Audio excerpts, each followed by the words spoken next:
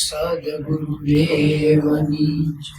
कि ढूंढता था सारे जहां में जो था पहले से पास कि ढूंढता था सारे जहां में जो था पहले से पास कहे ब्रिजेश मिला तभी जब बना मैं गुरु का दास કે આપણે ઇતિહાસની અંદર જે ઋષિમુનિ હતા એ લોકોને એવું મત હતું કે આ સાખીનો જો કે બે રીતે મત થયો કે પહેલો તો એવો થાય કે વિશ્વમાં ગમે એ વ્યક્તિ ઉપાડ લઈ કદાચ દેવ હોય દાનવ હોય ઋષિમુનિ હોય કોઈ આળસુ માણસ કે બહુ બ્રહ્મ જ્ઞાની વ્યક્તિ હોય કોઈ પણ પ્રકારનો આત્મા હોય નર હોય નારી હોય નાન્યતર હોય પછી આત્મા હોય ને એ ગમે કંઈક કર્મ કરતો હોય કર્મ એ કોઈ પણ કારણને લીધે કરતો હોય કોઈને બુદ્ધિબળ જતું હોય કોઈને ધનબળ કોઈને શક્તિ બળ શારીરિક કોઈ જીમમાં કસરત કરતો હોય કોઈને યોગ્ય જનબળ કોઈને સત્તાબળ કોઈને આત્મબળ હોતા ગમે કંઈક મહેનત કરતો હોય ને એની પાછળ એક જ કારણ હોય નામ ભલે ગમે એને છેલ્લે અંતમાં સુખ જોતું વ્યક્તિને સુખી થવું છે એટલે વ્યક્તિ મહેનત કરે એટલે એની માટે વાત છે કે ઢૂંઢતા था मैं सारे जहां में जो था पहले से पास કે એવી વસ્તુ હતી કે જે આખા જગતમાં હું ગોતતો હતો પણ જે પહેલેથી જ મારી પાસે હતી આનું ઉદાહરણ આપણે ઘણા વાળા સત્સંગની અંદર નથી કહેતા કે એક મૃગ હોય કે હરણ હોય એ કસ્તુરી મૃગ જેવી આ દુનિયા છે કે જે મૃગ હોય હરણ હોય ને એના નાભીની અંદર કસ્તુરી નામનો પદાર્થ હોય કે જેમાંથી સુગંધી એવો પદાર્થ બતાવે જેમાંથી સારી સુગંધ આવતી હોય આ જે હરણ હોય ને એની સુગંધ જોતી હોય એટલે એની હાટું આખા જંગલમાં આટા મારે ક્યાંયથી એની સુગંધ ન મળે એમને એમ લોકો જે જીવન વ્યતીત થઈ જાય એને તો ખ્યાલ મળી ન આવે કે એના શરીરની અંદર જ થી જ સુગંધ નીકળતી એવી જ રીતે જે વ્યક્તિ છે એની બહાર સુખની પ્રાપ્તિ કરવા માટે મહેનત કરે છે એને હવાથી હાંજ સુધી બળ કરે પણ એની વાતનું સહેજ જ્ઞાન જ નથી હોતું કે એને જે સુખ જોતું છે સુખ એના અંતરાત્માની અંદર જ પડેલું એ કોઈ વ્યક્તિ પૂછે કે ભાઈ આ ઘણી વખત એમ આપણી અંદર સુખ છે આપણી સુખ પણ મળે કઈ મળવાના આપણા ઘણા ખરા રસ્તા હતા એમાંથી સૌથી સીધો સહજ રસ્તો થાય કે આત્મતત્વનો અનુભવ કરવો એની એ વાતને હોતે થોડુંક વિસ્તારથી સમજાવે એ રીતે કહેવાય છે કે આપણા શરીરની અંદર અલગ અલગ પ્રાણાયામ આવતા એમાં નામને સ્મરણ કરવાનું હોતે શાસ્ત્ર પુરાણના આધારે અલગ અલગ પ્રાણાયામો લખાયેલા છે જેમાંથી સૌથી જે ફેમસ પ્રાણાયામ જે આપણે બધા કરતા હોય જનરલી કે જેને રેશક પૂરક પ્રાણાયામ કહેવાય રેશકનો મતલબ એમથી શ્વાસ લેવો અને પૂરકનો મતલબ એમથી શ્વાસ છોડવો આડાવડું હોય કે પણ એનો મતલબ એમ થાય કે જયારે આપણે સ્મરણ કરીએ છીએ ત્યારે શ્વાસ લેતા લેતા 3 શબ્દ બોલીએ અને શ્વાસ છોડતા છોડતા 3 શબ્દ બોલીએ આને રેશક પૂરક પ્રાણાયામ કહેવામાં આવે એક પેઢી જો આગળ જઈ બાપાને રતેરા બાપાને એ લોકોનો સમય તો ત્યારે સમયના આધારે એ લોકો બહાર કુંભક પ્રાણાયામ કરતા એ પ્રાણાયામમાં એ રીતનો મતલબ હોય કે કોઈ પણ વ્યક્તિ હોય એ શ્વાસ લે પછી શ્વાસ છોડી દેવાનો શ્વાસ છોડીને શ્વાસ બહાર હોય ત્યારે આખું ત્યારે શ્વાસ રોકી રાખવાનો પછી મંત્રનું સ્મરણ કરવાનું પાછું શ્વાસ લેવાનો નાખો છોડી દેવાનો પાછું શ્વાસ અટકાવી રાખવાનું એ મંત્રનું સ્મરણ કરવાનું પાછું શ્વાસ લેવાનો છોડી દેવાનો અટકાવી રાખવાનું એ મંત્રનું સ્મરણ અને બહાર કુંભક પ્રાણાયામ એની સિવાય કોઈ ખૂણે ખાસ કે અમુક વ્યક્તિ આંતર કુંભક પ્રાણાયામનો હોતો ઉપયોગ કરતા હોય એ પ્રાણાયામ એ રીતનો આવે કે શ્વાસ લેવાનો પછી શ્વાસ અંદર રોકી રાખવાનો પછી સ્મરણ કરી નાખવાનું 6 શબ્દ બોલવાનું પછી શ્વાસ છોડીને પાછો લઈ લાવ પાછો અંદર રોકી રાખવાનો પાછો 6 શબ્દનું સ્મરણ કરવાનું જેને જેમ પ્રાણાયામનો ઉપયોગ કરો એ બધે આપણી માટે હારામાં હારું હોય કે જે આપણને આપણા ગુરુએ કીધે અથવા તો ગુરુ જયારે રાજીનામું લઈ લીધું હોય એ લોકો વયા ગયા હોય ઈશ્વર નામે ત્યારે એની પાછળની જે પેઢી હોય એમાંથી કોઈ વ્યક્તિ કઈ ફેરફાર કરવાનું કીધું હોય તો જેટલા વ્યક્તિને જેમ બરોબર લાગે બધે પોતપોતાની રીતે કરતા હોય હાલની સિસ્ટમ જ્યારથી મેં નામ લીધું અને એની પછીથી લગભગ જેટલા બધા નામ લીધું એ પ્રમાણે આપણે રેશકપૂર્વક પ્રાણાયામ પર વધારે બધા વ્યક્તિ હાલે છે એટલે એ રીતનું પ્રાણાયામથી મંત્રનું સ્મરણ થતું તો આ સ્મરણ થયા પછી એક એવી વસ્તુ આવે કે આપણે જયારે શ્વાસ લઈને છોડીએ ને ત્યારે જે શ્વાસ નીકળે ને એને એક એવી ગણતરી કહેવાય કે એટલા આંગળ શ્વાસ બહાર છે એમાં એવું હોય કે જેમ શ્વાસ છોડીએ ને લઈ શ્વાસ જેટલો લાંબો બહાર ને અંદર થાય ને એના આધારે મનનું જે ચિત્ત હોય ને એ વિશ્રામ પામતું જેમાં સૌથી ખરાબમાં ખરાબ જે વસ્તુ બતાવે એવું બતાવે કે જયારે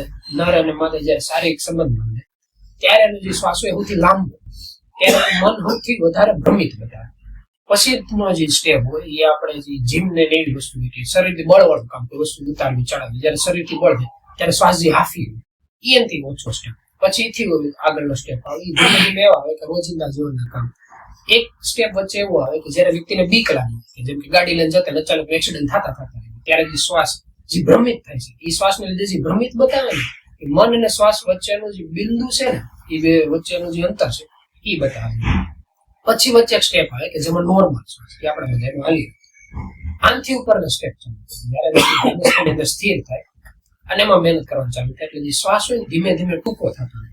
આમાં કોઈ પણ પ્રકારના વ્યક્તિ હાથે કોઈ પણ પ્રકારનો ફેરફાર કરવાનો હોતો નથી. જો હાથે ફેરફાર કરો તો ઓલા નથી કહેતા એના કિસ્મત ના ઈ જોઈએ. ગુરુ મહારાજે કઈ કીધું ને કે ફેરફાર કરો તો એક વાત અલગ છે. પછી આની સિવાયનું હોય તેને કેવું વસ્તુ આવે કે જે ઓલા પ્રાણાયામ નહોતા કહેતા કે આંતર કુંભક બહાર કુંભક, એની સિવાય એક અલગ પ્રાણાયામ આવે જેના લોકો એવું કહેવાય કેવલી કુંભક. કેવલી કુંભક પ્રાણાયામ કોઈનો કર્યો થતો નથી, એ અચાનક કુદરતી રીતે થઈ જતું હોય તો એક વાત અલગ છે. એ પ્રાણાયામનું આખું વિરુદ્ધ હોય કે શ્વાસ અંદર છે કે બહાર કોઈને ખ્યાલ નથી, એ વ્યક્તિને પોતાને જ ખ્યાલ હોય અને શ્વાસ એની મરજી ગતિમાં હોય. એ રીતનું પ્રાણાયામ આવે. એ રીતે કોઈ કરવાનું હોતો નથી. એ આ લોકો અનાયાસે થઈ જાય ને જેમ બહાર નીકળતા ફાવતું એ લોકો રીતે નીકળી જતા.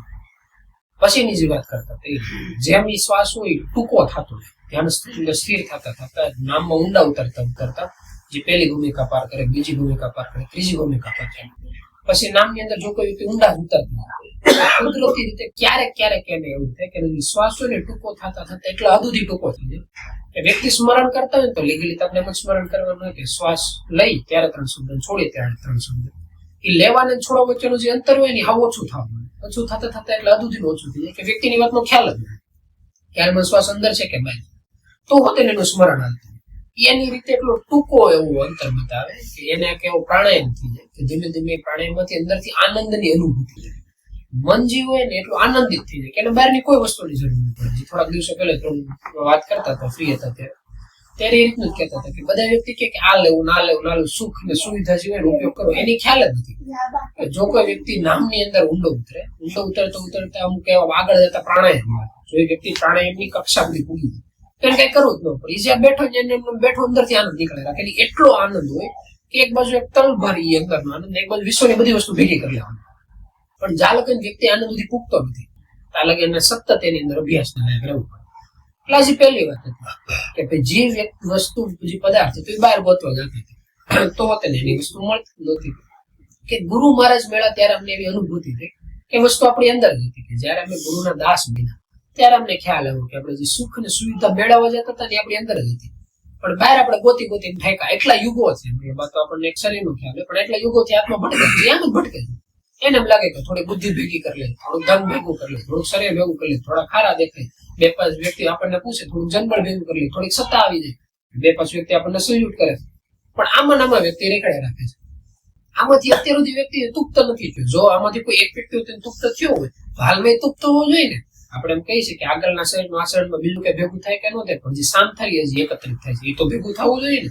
સામથરી શરીરની અંદર દેખાવું જોઈએ. વ્યક્તિ એટલો તુપ્ત હોવો જોઈએ, એ નથી દેખાતો. જે બહાર અજ્ઞાની વ્યક્તિ છે એનું કારણ જ છે કે અત્યાર સુધી એને જે કર્યું એમાંથી ગોળ ફેરવી રાખે.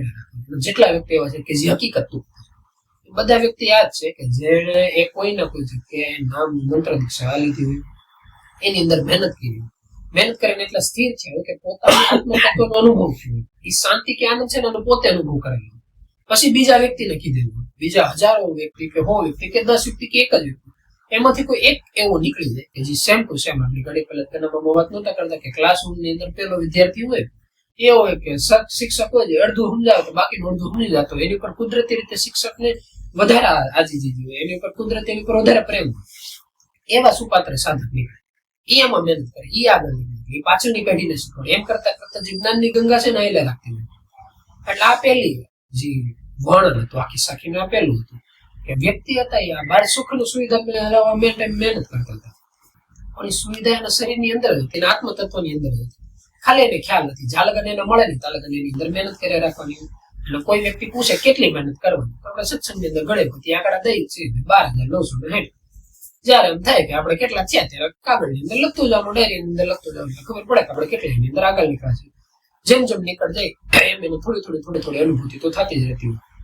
એમાં કોઈ વ્યક્તિ અમુક હદ સુધી આગળ વયા જાય, પછી એ લેવલે પૂગી જાય છે એને સુખની અનુભૂતિ ન થઈ, પણ હેરો એને એ ખબર પડી ગઈ કે વિશ્વની અંદર બીજી કોઈ એવી સુવિધા કે સુખ એવું નથી કે જે આની કરતા હાલમાં.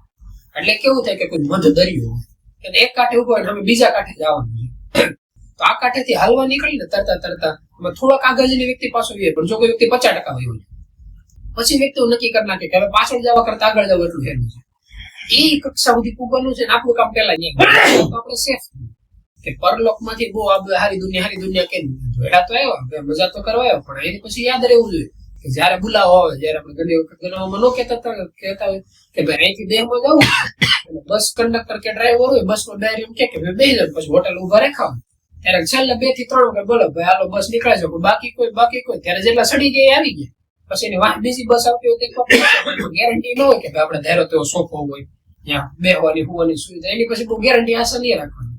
એટલે જયારે જે પરમાત્માના જે ફરિશ્તા હોય છે એ મૃત્યુલોકમાં આપણે ભેગા આવેલા હોય, એની ભેગા આવે ને એની ભેગા જાય તો રહી જવામાં હારી શરીરો પાછા હોય તેની લોકો વારા ફરતે આવે જ રાખતા હોય, ત્યારે આપણો વારો આવી જાય. પણ પહેલી વખતમાં જે માન સન્માન સહિત આવે અને બીજી વખતે આવે, એમાં ફરક હોય. કેમ પ્રવાસમાં છોકરા ભણવા જતા હોય, એમાં એકાદો ખવાઈ ગયો પછી બીજા દિવસે દોસ્તો ભેગા થાય ને તો 2-3 જણા ભેગા થઈને કે જો આવું આ ખોઈ ગયો, એમ કોને ખબર ન્યા નહોતી, માણસો ઠેક ઉડાડતા જો કે બધા ડાયા માણસો સારા માણસો એટલે એવું તો નહીં કરતા હોય.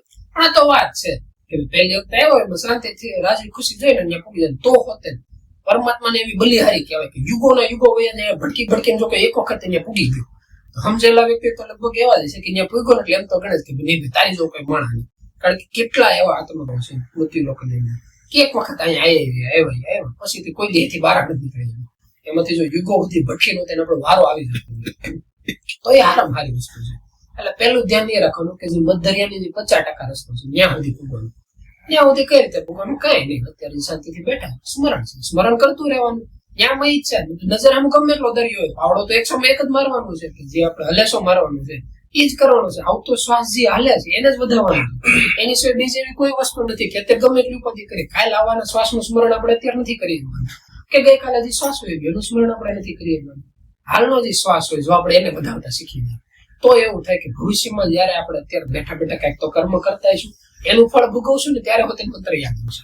એ જે મંત્ર યાદ આવશે ત્યારે પાછું સ્મરણ કરશું. એમ કરતા કરતા જ આગળની ગતિ કરવાની, એમ કરતા કરતા પરમાત્માની આજુબાજુ રહેલા જેટલા વ્યક્તિ છે એમ જ પીગાતા, એમ જ આપણે પૂછશું ને એમ જ આપણે બીજા કેટલા વ્યક્તિને કહેતા જાવ કે જો અમારે જેવા માણસો તેને પૂગી ગયા, તો વિશ્વના કોઈ પણ વ્યક્તિ પૂગી ગયા. પ્રભુ આ વાત ઘણી વખત કહેતા હોય કે પરમાત્માને ફરિશ્તા હોય ને એની પાસે બહુ મોટું ટેલેન્ટ હોય, એની પાસે એક જ ટેલેન્ટ હોય કે ગુરુ મહારાજ મેળે એને કીધું આમ કરવાનું કે કરવાનું, જે સમર્પણ ભાવ છે. જયારે વ્યક્તિ આ સ્વીકાર્યું તેને વિશ્વની અંદર એને એક જ ટેલેન્ટની કઈ જરૂર નથી, અને જો કોઈ બીજા કોઈ ટેલેન્ટ એક્સ્ટ્રા હોય તો એ કઈ નડતા હોતે નથી. એટલે એની જવું થયું આ પેલો સાર થયો. બીજો જે સાર હતો એ આખો એવો હતો કે મૃત્યુ લોકની લૌકિક વસ્તુની વાત હતી. લૌકિક વસ્તુમાં એક આપણે જાપાન બાજુ અથવા તો ચાઇના બાજુ કેવી કહેવત હોતે જ છે કે જે કોઈ વસ્તુ તમારી લખાયેલી હોય ને, મતલબ એટલે આ નથી કે ધારો કે આપણે કોઈ ફોન જોતો છે, કોઈ 4 વ્હીલ જોતી છે, કોઈ મકાન જોતું છે. કે 4 વ્હીલ જોતું જયારે એનો પેલો બોલ બનવાનું ચાલુ થયો ને ત્યારથી ઉપર નામ લખાઈ ગયું કે આ 4 વ્હીલ થાય. કે કોઈનું મકાન છે, આખું બંગલો બંધાવાનો છે, એની જયારે ઈંટની ભઠ્ઠી લાગી હોય ને ત્યારથી ત્યાં લખાઈ ગયું કે ભાઈ આ ભાઈના નામનું મકાન બનશે ત્યારે ઈંટ ત્યાં જાય. એટલા હદ સુધી જો કોઈ બે વ્યક્તિને સંબંધ બંધાય પતિ પત્નીના રૂપમાં, બાપ દીકરાના રૂપમાં, દાદાના કે ગુરુ શિષ્યના રૂપમાં હોય, જયારે વ્યક્તિ મૃત્યુ લોકમાં ખાલી જન્મ લીધો હોય ને ત્યારથી લખાઈ ગયું કે ભાઈ આ બે વ્યક્તિ એનો સંબંધ છે બંધાવાનો. પછી થાય છે કેવું કે વ્યક્તિને ખબર નથી કે ભાઈ આપણા કિસ્મતમાં એટલું મોટું ધન મળશે, બુદ્ધિ મળશે, સત્તા મળશે કે આ વ્યક્તિ છે જેની આપણે લગ્ન થવાના છે, તો ગુરુ તરીકે આવવાના છે, તો સંતાન તરીકે આવવાના છે, આપણને ખ્યાલ નથી. તો એ વ્યક્તિ વસ્તુ અથવા પદાર્થ આપણે આજુબાજુ આટો માર્યા રાખશે. મતલબ એ લોકો એવું કે જેવી રીતે ગુરુત્વાકર્ષણમાં કે સૂરજની આજુબાજુ પૃથ્વી ચક્કર મારે એવી રીતે જયારે વ્યક્તિ વસ્તુ કે પદાર્થ આપણી છે ને આપણે આજુબાજુ આટા મારે જ રાખીએ, એ આપણે નજરમાં ત્યાં સુધી ન આવે જ્યાં સુધી આપણે એને લાયક ન બનીએ. અને આની વાતના નવી પેઢીમાં જે ઓલા જોડની વાત આવતી ત્યારે ઘણી વખત વાત કરતા હોય કે બે વ્યક્તિનો સમય બરોબર ન થાય તાલે બે વ્યક્તિનો વાત જ ન હાલે. કે હકીકત આગળ જતી વાતો કરતા હોય ને તો તેનો કે 2 વર્ષ પહેલા જો વાત આવી હોત ને તો વાત ફગી થાય. એની જેવું છે. આ તો વ્યક્તિ નથી, બાકી વસ્તુની બાબત નથી. નાની વસ્તુ જો કે નામની અંદર ઊંડા ઉતરેલા વ્યક્તિમાં સમજવા દે તો એટલે આદુ દેવજા દેવી છે કે ધારો કે એવું થાય કે આપણે કિસ્મતની અંદર 50,000 લાખ 2 લાખ કે દર મહિને જે કંઈક આંકડો આપણે રીતે કમાતા હોય એ આપણે દર મહિને કમાઈએ છીએ.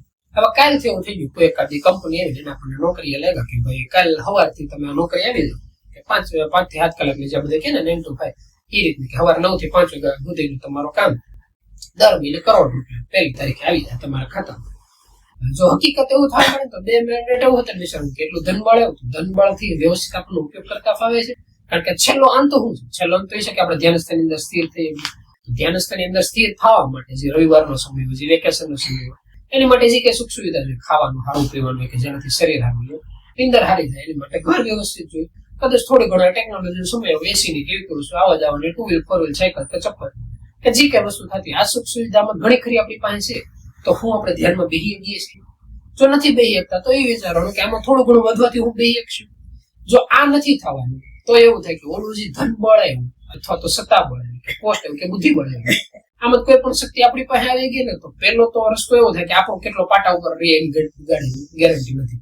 આપણે જેટલી અંદર પાવર નથી કે જે સાયકલ હકાવાળો માણસ હોય એને ઓલા નથી કહેતા કે બહુ મોંઘી એવી ટુ વ્હીલ આપી જાય એકદમ લીવર દેતા છે 200 ની સ્પીડ પકડાતી હોય એ ગાડી એના હાથમાં ન હોય સાયકલમાં જેનું ગેંગે ફેંકા થતું અને અમે એની હાથમાં પ્લેનમાં આખું સ્ટેરિંગ થઈ જાય જે ખબર ન પડતા એટલે બધા બટન હોય એને કીધું લેપ ઉડાડ તમતાર એનાથી કોઈ વસ્તુ ન થાય જેને પેડલ મારતા હરકી નથી આવડતું એની જેવું છે. જયારે મનનું જે આંદોલન છે એ જયારે સ્થિર નથી, ગીતાની અંદર આ શબ્દો એ રીતે વાપરતો કે જે વ્યક્તિ સ્થિત પ્રજ્ઞા નથી, જયારે વ્યક્તિનું મન એટલું સ્થિર નથી ને ત્યારે પરમાત્માને કદાચ દઈ રહે ને તો તેને એને શ્રાપ દીધા બરાબર થાય.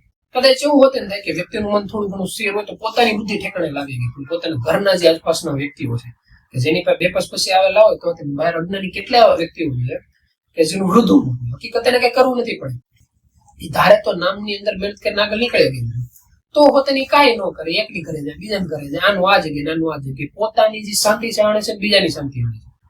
પોતાની હણે તો ઠીક પણ બીજાની હણે એટલે એનો મતલબ પાકો કે જયારે ત્યારે શરીર ફેરવી પાસે આવશે ત્યારે એની શાંતિ હણેલી છે કે આગળ જતા એમ કે ભાઈ મમ્મી પપ્પા મળ્યા કે હાવ હારા મળ્યા કે ઓલા કે ભાઈઓ હતા કે ઘરના હતા એ એવા ખૂટા મળ્યા કારણ કે જયારે પોતાનો સમય એવો હતો જયારે પરમાત્મા એને છૂટછાટ આપી ત્યારે કર્મ જ એવા કર્યા ફળ ભોગવાનો સમય આ જ આવ્યો.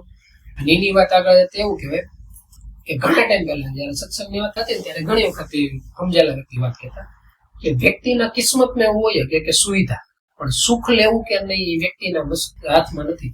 જો કોઈ વ્યક્તિના જીવનની અંદર સુખ લખાયેલું છે, વ્યક્તિના જીવનની અંદર આનંદ લખાયેલો છે તો કદાચ ગમે એવી પર્ણકુટીની છે કે રાજ રજવાડામાં છે એ વ્યક્તિ આનંદની અનુભૂતિ કરી છે. જો કિસ્મતની અંદર આનંદ નથી તો ગમે વસ્તુ છે તો અનુભૂતિ નહીં કરી. આ શબ્દો પેલા એટલે વપરાતા કારણ કે સુખ અને જે બહારની જે ધનબળ છે આ બે એક હતું. હવે આની વચ્ચે ત્રીજી વસ્તુ બની છે જે ટેકનોલોજીનો સમય અને એમાં એ લોકો એક એવો શબ્દ હોય જેનો શબ્દ એવો થાય સુવિધા. સુવિધાનો મતલબ એવો કે ફોર વ્હીલ છે, એસી છે, ફોન છે કે જેટલી ટેકનોલોજી છે કે જેનાથી વ્યક્તિનું જીવન સુધરે, વ્યક્તિનું જીવન હેલું થાય અને સુવિધાના શબ્દ એવો. તો પેલા એવું હતું કે ધન બળે એટલે મોટા ભાગની સુવિધા આવી ગઈ પણ સમાજની અંદર જો કોઈ ઝીણી નજરે જોવે તો એવો ખ્યાલ આવે કે બધા કહે છે ધન બળથી સુવિધા આવે, હકીકતથી સુવિધા આવે કે નહીં એની ગેરંટી નથી. કિસ્મતની અંદર જો સુવિધા લખી હોય ને તો જયારે ધન બળ આવે ત્યારે વ્યક્તિને યાદ આવું કે ન આવું.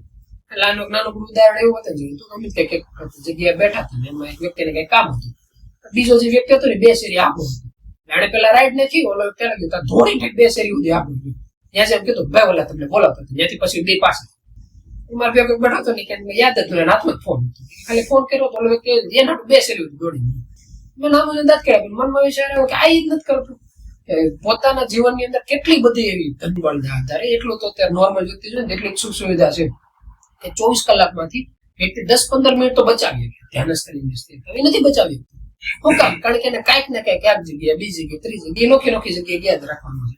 કે થોડાક દિવસો પહેલા અમે એમનો જોક્સ બાબતે એમની વાત કરતા હતા કે પહેલાના સમયમાં એવું હતું બધા વ્યક્તિના કામ કરો ને એક વ્યક્તિ હોય જે વ્યવહાર એને ખાલી વ્યવહાર જ કરવાનો એ ભલે અમુક કામ બહુ સારા કરતા જે નવી પેઢી જયારે વરા પ્રસંગને લાયક થાય ત્યારે એના સમયમાં એ લોકો એનું સેટિંગ સારું કરી દેતા એમાં કઈ બાકી ન રાખતા પણ પછી ક્યારેક સાંભળવા મળે ને વ્યવહારમાં તો જવું પડે તેમ થતું હોય છે કે ઓલા વ્યક્તિ એટલે જ એમ કહેતા હોય છે ઘરના સદસ્ય ભેગા થઈને એમ લોકો એલા તારું એક તો કામ છે એક તો કામ હરખું કર એટલે નોખી જગ્યાએ વ્યવહાર બાજુ થાય છે. બાકી જેમ સમય ફેરવું વ્યવહાર ફેરવું ત્યારે બધે પોતપોતાની રીતે જે કાપનો સમય રાખી દીધો. પણ આમાંથી બચીને એને શું કે જો બચીની કઈક ફ્રી ટાઈમ કઈક રખડવામાં એમાં નાખી છે તો એનો કઈ મતલબ નથી. જો બચીની નામની અંદર નાખ્યું તો એ બધો ફાયદો થઈ ગયો.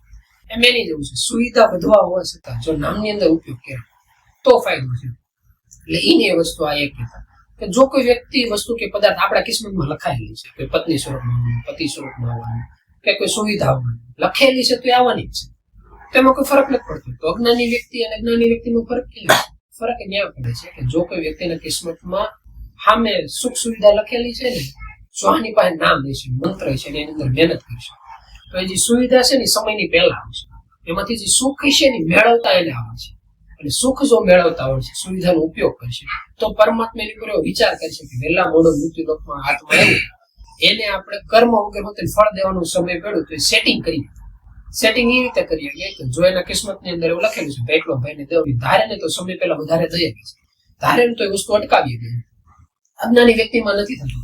એટલે બાર કેટલા એવા વ્યક્તિ જોઈએ કે જેને સેકન્ડોની અંદર મેં કે ગૂગલ એક વખત સર્ચ કર્યા હતા ફ્રી હતા તે કે વિશ્વની અંદર જે પહેલા નંબરના જે વ્યક્તિ છે ને તે ધનબળની અંદર તમે ગૂગલમાં સર્ચ કરો કોઈ પણ એક વ્યક્તિનું નામ આવશે. એની પાસે એટલું ધનબળ છે કે જ્યારથી આપણે સાયન્ટિફિક વૈજ્ઞાનિક રીતે કે જયારે માણસો આદિવાસીના સમયમાં હતા ત્યારથી રોજ હજારો રૂપિયાનો એ વ્યક્તિ વાપરે અત્યાર સુધી સતત, તો તેનો બેંક બેલેન્સ ખાલી નથી, એટલું એની પાસે ધનબળ, તો તેને વ્યક્તિ વર્ધન રીતે દોડે থাকে છે. આમાંથી કોઈ સમજેલા વ્યક્તિ કઈ વસ્તુ તો એ વ્યક્તિ સ્થિર થઈ જાય. પણ એરર એ હોતે જ છે કે આની પાસે હોય તો એને એટલું ધનબળ જ ન આવે. એ કેની જવું છે કે આપણે આની પેલા ઘણી વખત ઉદાહરણ નથી કે એક વ્યક્તિ છે, વ્યક્તિ એવું નક્કી કર્યું કે ભાઈ એની પાસે જે ધનબળ છે આપેલું છે હારવાર ઈ બહારની અંદર જે આપણે નથી હોતું રેસ્ટોરન્ટનો ધંધો કરે. હવે એની માટે લોટની વસ્તુ લેવી પડે રોટલી માટે, એટલે લોટ લેવું રાખ્યું અને છેલ્લે રોટલી બનાવી. એક વ્યક્તિ એવો છે કે જેવા કસ્ટમર આવે ગરમા ગરમ રોટલી બનાવેલી વ્યક્તિને આપી દે. બીજો વ્યક્તિ એવી રીતે ધંધો કરે કે સવાર થી સુધીની જે આખી રોટલીઓની રેડી રાખવાની, કસ્ટમર આવે એટલે સીધે સીધું નિર્ણય કરી દે આપણે કે ધંધા દૃષ્ટિએ રેડી. ત્રીજો વ્યક્તિ આવીને નક્કી કરે કે આમ થોડું કરવાનું, આખા મહિનાની રોટલી એક બની આપણે કઈક માણા ગાંડો અને જરૂર જ નથી. પછી જે લોટ હોય પડ્યો હોય ને મહિનો દી તો સારું લાગે, રોટલી થયા પછી એટલો મહિનો દી સુધી હારી ન રહે. પછી ત્રીજો વ્યક્તિ આવી એમ કે જો લોટની જરૂર હોય તો આખા વરાળનો લોટ એક દળે નાખો, કે આખી જિંદગીનો લોટ એક દળે નાખો. એટલે હું કે આખો વરેલો લોટારો હોય ઘઉં ભરીને રખાય.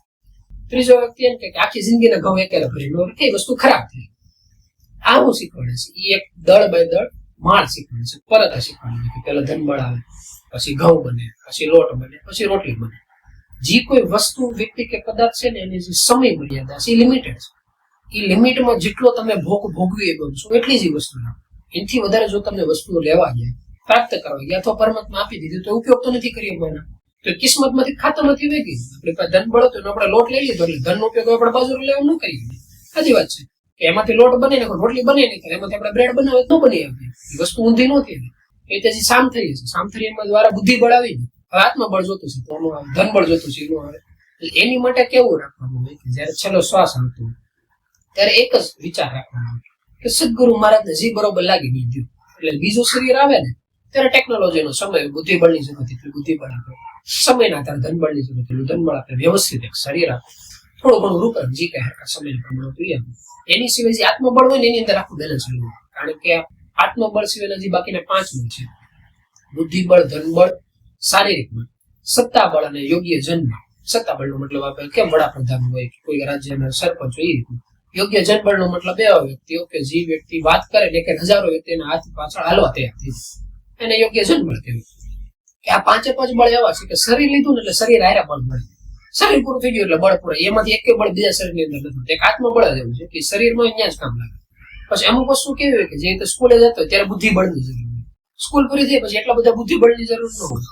જયારે શરીર ઉંમર બધી જરૂર હોય પછી ધારો કેવું થયું કે શરીર જે જોવાની હતી ત્યારે વ્યવસ્થિત હતું, ગટપણમાં હાલવાની તેવડ નથી.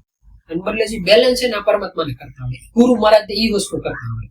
એટલે આપણે જે અજ્ઞાની વ્યક્તિ જ્ઞાની વ્યક્તિ વચ્ચેનો ફરક હોય ને આ ફરક હોય કે અજ્ઞાની વ્યક્તિ છે ને આડેધડ કર્મ કર્યા રાખે, પછી ફળ આડેધડ રાખે.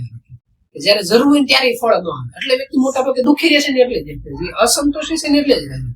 એની પાસે એટલું મોટું ફળ આવેલું પડ્યું હોય કે એક સમયમાં વ્યક્તિએ રોજ રોજ એની માંગણી કરેલી પરમાત્મા પાસે, ભગવાન તમે એમને આપો, અત્યારે આપો, અત્યારે એની જરૂર નથી.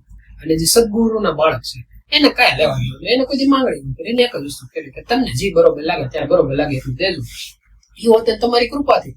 કારણ કે આપણે કર્મ કર્યા હતા, કર્મ એ નથી કર્યા, મગજથી વિચારીને કર્મ કર્યા હતા, શરીરથી કર્મ કર્યા હતા, ધનબળથી કર્મ કર્યા હતા. એ તો નામ લીધું તો કહી દીધું પછી ધન તન મન ધન તમારા થયા. તો એ બધી વસ્તુ તેની જેવી થઈ ગઈ. જેવી રીતે સ્કૂલની અંદર કોઈ શિક્ષક હોય, શિક્ષક હજારો જે વિદ્યાર્થી હોય એને અલગ અલગ વસ્તુનું માર્ગદર્શન દે, જે બોર્ડ હોય, ડસ્ટર હોય, એનાથી વસ્તુ શીખવાડી માર્ગદર્શન દેતા હોય. પણ જયારે ઓલા લોકો ફી આપે ત્યારે ફી તો જે એના ટ્રસ્ટી હોય, જે માલિક એને જ જવાની, આનો પગાર હોય એટલો પગાર મળે.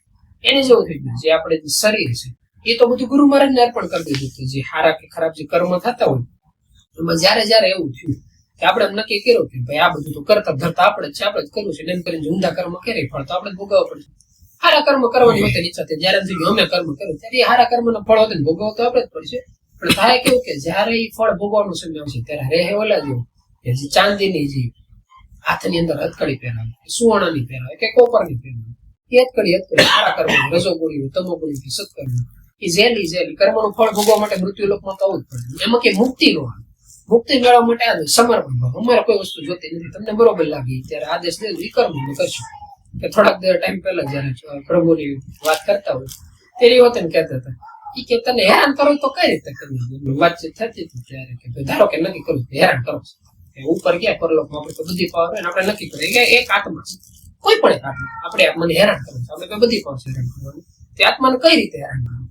ત્યારે જે સમજેલા વ્યક્તિ હતા ને જે સુપાત્ર સાધક હતા એ લોકો વાત કહેતા એમ કહેતા કે કોઈ આત્માને હેરાન કરવાનું હોય ને તો ગુરુની ઈચ્છા વિરુદ્ધ કોઈ પણ કર્મ કરવાની એને થયું અને તમે હોય એટલે હેરાન થઈ ગયેલું છે કે પરમાત્મા ઉપરથી હું નક્કી કર્યું કે ભાઈ કામ છે ને જો કોઈ વ્યક્તિ કામ કરવા ગયું તો વાંધો નથી, એ લોકો કઈ કીધું નથી ને ગમે કરવા ગયો એટલે હેરાન થયેલું છે, કારણ કે ગમે કર્મ કરશે એટલે મન તો જ્યાં લગાડે છે નામથી તો વિખૂટું રહે એટલે એની બરબાદી પાકી જ છે। ઓલા જેવું છે ગુરુથી દૂર જવા માટે એનાથી મોટો કોઈ અકર્મ નથી, મનને નામની વિરુદ્ધ કરવો આનાથી મોટો કોઈ અકર્મ નથી।